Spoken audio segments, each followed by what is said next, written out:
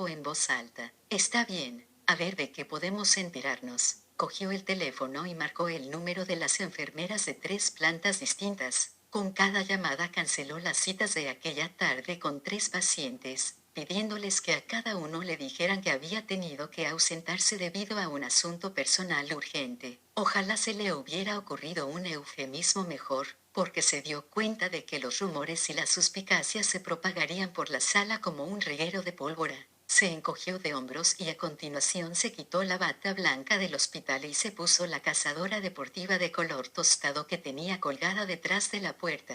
Martin Jeffers cerró con llave la puerta de su despacho y se encaminó rápidamente hacia un tramo de escaleras situadas en la parte de atrás, que conducían al aparcamiento de los médicos. La detective Mercedes Barren puso el aire acondicionado del coche de alquiler a toda potencia y consultó su reloj. Esto no es una vigilancia de verdad, pensó irritada. Miró atentamente la puerta principal del hospital, y aunque el hermano saliera por ella, ¿de qué iba a servir seguirlo? Ella misma contestó a la pregunta, si no lo intentaba, no lo sabría, de modo que esperó, removiéndose incómoda, intentando apartarse del sol que entraba por el parabrisas del coche. Desvió la mirada hacia los vehículos alineados en el aparcamiento de los médicos, el cual estaba marcado claramente con un cartel bien grande. Advirtió que entre ellos no había ningún Cadillac, lo cual era indicativo de la diferencia que había entre el sector privado y la salud pública. No se sentía descontenta del todo con el modo en que se había desarrollado el encuentro inicial.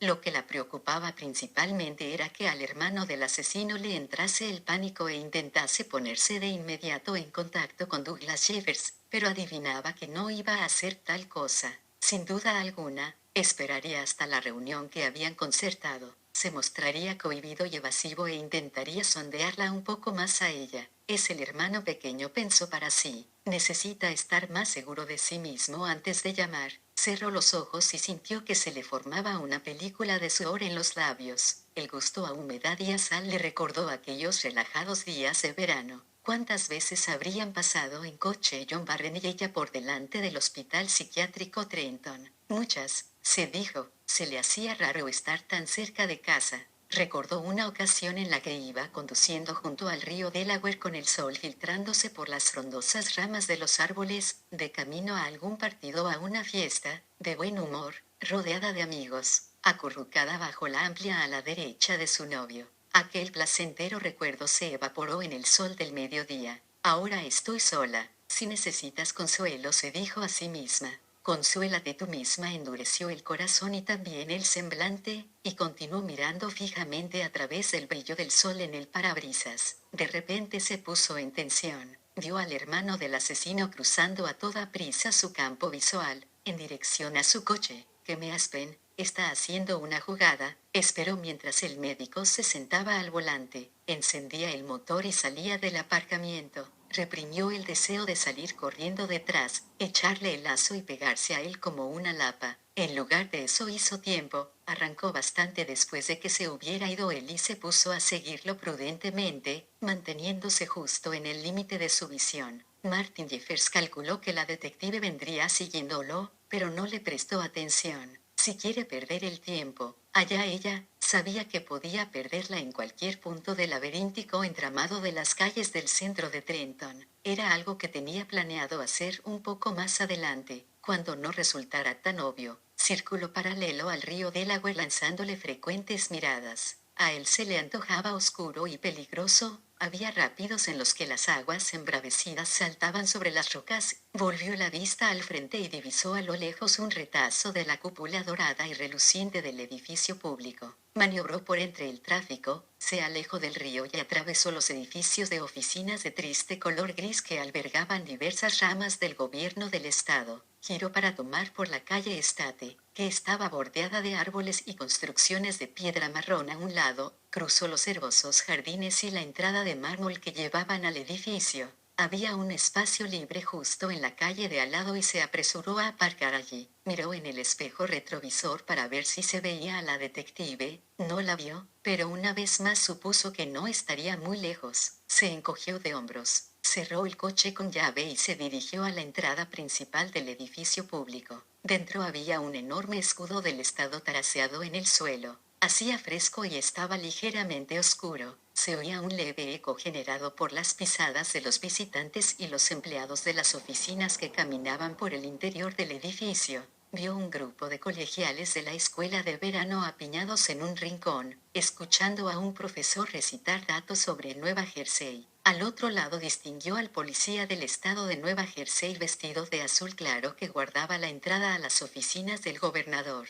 Estaba leyendo una revista. Jeffers cruzó a grandes zancadas el centro de la entrada y bajó por unas escaleras. Había un pasillo subterráneo que conducía al Museo Estatal de Nueva Jersey. Se encontraba silencioso y desierto, y los tacones de sus zapatos levantaron un sonoro eco al recorrerlo. Descubrió las escaleras que llevaban arriba y las subió rápidamente. De frente se topó con una bibliotecaria. Le enseñó su tarjeta de identificación como funcionario del Estado y ella le susurró: ¿En qué puedo ayudarlo, doctor? Quisiera consultar los periódicos que tengan en el archivo correspondientes al mes de septiembre pasado, susurró él a su vez. La bibliotecaria era una joven de cabello moreno que le caía sobre los hombros. Afirmó con la cabeza: tenemos en microfilme el Times de Trenton, el New York Times y el Trentonian. ¿Puedo consultarlos todos? La joven sonrió, quizás un poco más de lo necesario. Jeffers sintió una punzada de atracción, pero la desechó de inmediato naturalmente. Enseguida le preparó una máquina. Había una hilera de máquinas para visionar microfilmes contigua al catálogo de fichas. La joven condujo a Jeffers hasta un asiento y lo dejó momentáneamente a solas. Cuando regresó, traía 3 cajitas. Sacó el primer rollo y enseñó a Jeffers cómo cargarlo en la máquina. Las manos de ambos se tocaron brevemente. Él le dio las gracias, acompañadas de un gesto de la cabeza, pero con la mente puesta en lo que estaba buscando. En el New York Times se encontró un comentario de 3 párrafos de Associated Press situado en la esquina de una página interior. El asesino del campus de Miami se cobra su 5ª víctima. Miami, 9 de septiembre. El sábado fue descubierta asesinada en este lugar una alumna de 18 años de la Universidad de Miami, al parecer la 5ª víctima de un homicida al que la policía ha dado el apodo de el asesino del campus. Susan Levis, hija de un contable de Ardmore, Pensilvania, estudiante de 2º año de la especialidad de oceanografía, fue hallada en el Parque Matheson, Amok, varias horas después de haber desaparecido de una fiesta de la Asociación de Alumnos de la universidad. Según la policía, había sido golpeada, estrangulada y violada. La policía afirmó que posiblemente era la 5ª víctima de un asesino que ya ha atacado varios centros universitarios de la zona del sur de Florida. Y aquello era todo. El espacio debía de ser muy valioso para el Times, reflexionó Jeffers. Leyó la reseña 2 veces. A continuación sacó el rollo de microfilme y comenzó a explorar el Times de Trenton. No tardó mucho en encontrar una nota necrológica en la edición del periódico correspondiente al condado de Bucks. Decía lo siguiente: le sobreviven sus padres, su hermano menor Michael, su tía Mercedes Barren de Miami Beach y numerosos primos. La familia ruega que, en vez de flores, se efectúen donaciones a la Custos Society. La leyó una vez más. Ese nombre explicaba mucho. Se le ocurrió otra idea. Regresó al mostrador de la bibliotecaria y le devolvió el microfilme. ¿Es posible?, le preguntó, sonriente, averiguar si ha habido artículos posteriores sobre un mismo tema. Quiero decir, si yo le diera un nombre, ¿podría usted comprobar si existe alguna nota reciente? La chica negó con la cabeza. Si esto fuera una hemeroteca. Sí, así es como se archivan las cosas. Sería muy fácil. Pero nosotros no tenemos esa capacidad informática. El Times publica un índice anual de reportajes, pero el de este año no ha salido aún. ¿Qué es lo que le interesa? Jeffers se encogió de hombros, pues de repente había decidido acercarse hasta uno de los periódicos locales a ver si podía introducirse en su sistema de archivo. No tiene tanta importancia, respondió. ¿Un delito cometido en Florida? ¿Cuál?, preguntó la bibliotecaria. El de un tal asesino del campus Owl, repuso la joven, sonriendo. A ese tipo lo han pillado ya. Recuerdo haberlo visto en las noticias. Compuso una mueca. Un verdadero canalla. Casi tan malo como ese tal Bundy. Dice que lo han pillado, sí, el otoño pasado. Me acuerdo porque mi hermana pensaba ir a la Universidad del Sur de Florida y cambió de idea, y volvió a cambiar de idea otra vez cuando detuvieron a ese tipo. si fue a la cárcel y todo. Martin Jeffers tardó otra media hora en dar con la reseña que documentaba la detención de Sadek Roxbadeg en el New York Times y con versiones ligeramente más amplias en los dos periódicos de Trenton. Las leyó detenidamente y se grabó la información en el cerebro. Luego sacó fotocopias de todo. Dio profusamente las gracias a la bibliotecaria. Ella pareció desilusionada porque no le había pedido su número de teléfono. Jeffers logró esbozar una sonrisa desvaída, en un intento de decir, con una mirada, que nunca le pedía el número de teléfono a nadie, lo cual era verdad, además. Luego dejó que su mente divagara a otra cosa y olvidó al instante la expresión de decepción de la joven. Estaba organizando las ideas, intentando planificar el siguiente paso a dar,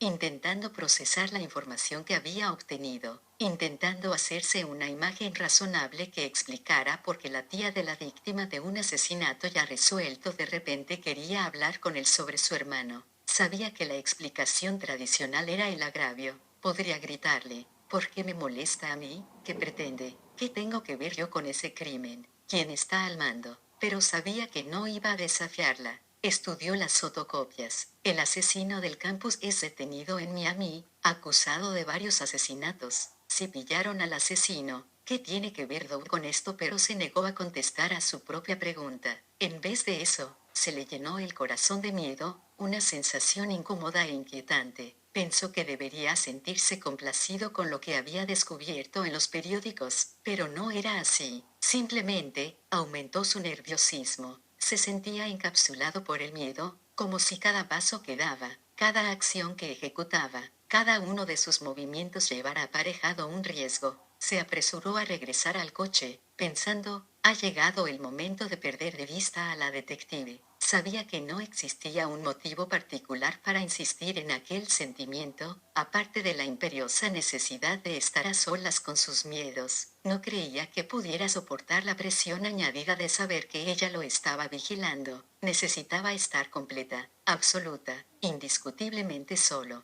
Giró rápidamente hacia Brody y después viró a la izquierda, luego a la derecha, y bajó por Perry pasando frente a las oficinas del Times de Trenton. Aceleró en la rampa que llevaba a la carretera una y a continuación, con la misma prisa, tomó la salida de Old Avenue. Al final de la rampa de salida efectuó un giro prohibido en U y regresó por donde acababa de venir. En aquel momento le pareció ver a la detective, atrapada en el tráfico, y pisó el acelerador. Martin Jeffers intentó diseccionar sus sentimientos, en cierto modo, pensó. Resultaba infantil insistir en perder a la detective. Lo comprendía, pero es que deseaba digerir lo que había descubierto, y deseaba hacerlo en una soledad buscada por él mismo. Enfiló de nuevo hacia el hospital, aminorando la marcha, haciendo un esfuerzo por compartimentar lo que sabía hasta el momento. Sabía que ya no lo seguían. El centro urbano de Trenton es un insólito laberinto de calles y construcciones, que sí ya resulta bastante tormento para los transeúntes y conductores habituales, no digamos para los no iniciados. Se dijo que probablemente Miami era todo pasos subterráneos y bulevares, calles anchas y bordeadas de árboles, no la maraña de una vieja ciudad del nordeste que se aferra a la vida y a la actividad. Se imaginó mentalmente a la detective, imaginó su presencia serena y sedosa confundida con aquella mezcolanza de coches, autobuses y partidas de trabajadores. Se preguntó por qué no le resultaba más divertido. Y al mismo tiempo, aún no había podido sacudirse la sensación de presentimiento que lo seguía todavía con más persistencia que la detective. Ella, por supuesto, se encontraba como a un centenar de metros por detrás de él, con la mirada seria y fija al frente y una nube negra en la cabeza. A las 5:05, la detective Mercedes Barren llamó a la puerta del despacho del doctor Martin Jeffers. Él la dejó pasar inmediatamente y le indicó una silla en el reducido espacio. Ella tomó asiento, dejó el bolso en el suelo y se colocó un pequeño maletín de cuero sobre las rodillas. Lanzó una mirada rápida en derredor y recorrió las filas de libros, los montones de papel, el débil intento de decorar aquel lugar con dos carteles enmarcados. No te dejes engañar por este desorden, pensó. Seguro que es tan organizado como su hermano. Jeffers mordisqueó la punta de un lápiz antes de hablar. Y bien, detective, dijo por fin, ha venido usted desde Miami, nada menos, y aún no acabo de entender para qué necesita ver a mi hermano con tanta urgencia. Ella reflexionó unos momentos. Como le dije antes,